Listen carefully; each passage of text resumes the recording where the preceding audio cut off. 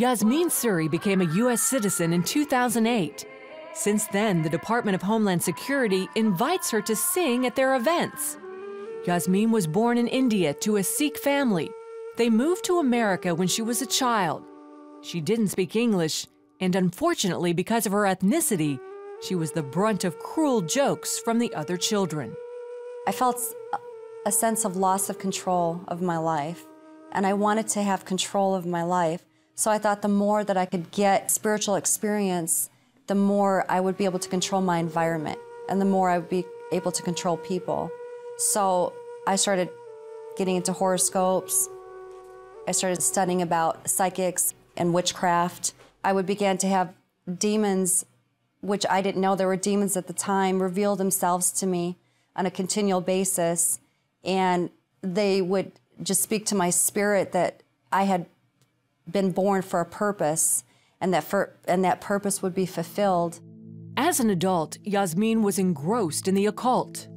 The experiences that I would have is I wouldn't be satisfied. It would just leave me just more empty. It didn't give me an answer. It gave me power and a sense of control, but there was no answer for me. She met a man who was involved in the occult. He took her deeper into witchcraft. I moved in with him, and we had quite an intense connection when it came to spirit and having the occult draw us together. In our house, we would have crystals, huge pictures of Ramses and Pharaoh all over. When her birthday rolled around, she asked a friend for a Shirley MacLaine book. Her friend was a Christian. So she gave me my present, and I opened it up, and it happened to be a Bible. So I said, "Oh, where's my book?" And she said, "Well, I wanted to show you something in the Bible." And she opened it up to Deuteronomy chapter 18, verse 9 through 14.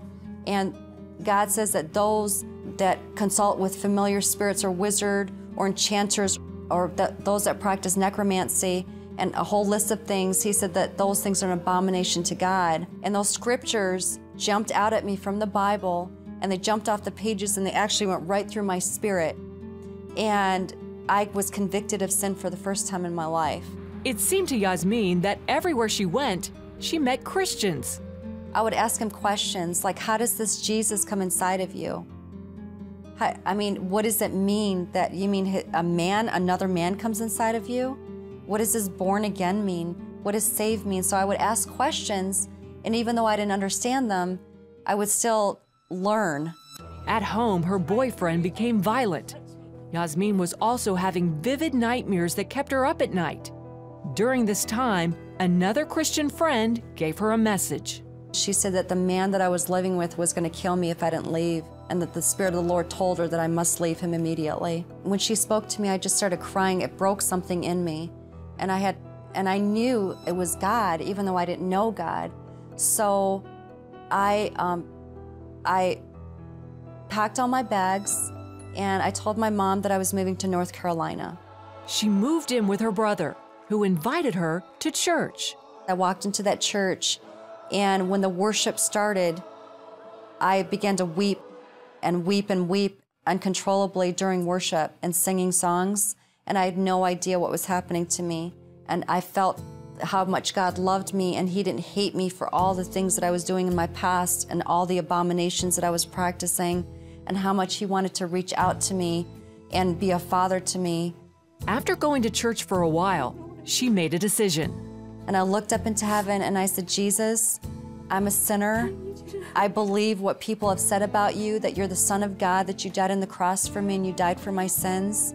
I said, please forgive me and come inside of me and live in me and be the Lord and Savior of my life." The change was almost instantaneous.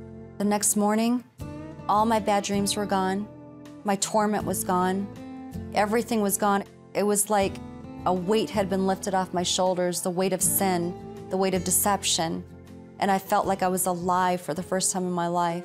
I had a big bonfire, and I burned everything that I had, even the music, the books that I had, the objects that I had all over my walls, the pictures, the clothes, the jewelry. I had to break everything in my life and break those chains over my life. Yasmin's life was on a new path. It was really a pretty awesome walk with the Lord. I was thankful to the Lord for just opening my eyes so I could see. Instead of teaching people about the New Age, the Lord had me telling people how dangerous the New Age is. She always loved to sing, and as she developed her voice, she knew it was a gift from God. Come to Jesus, come home. I love music because music is such a way that God speaks to our spirit, and God says that He inhabits the praises of His people. I see so many people, whether it's in the church or out of the church, that are so lonely and they're hurting and they're desperate.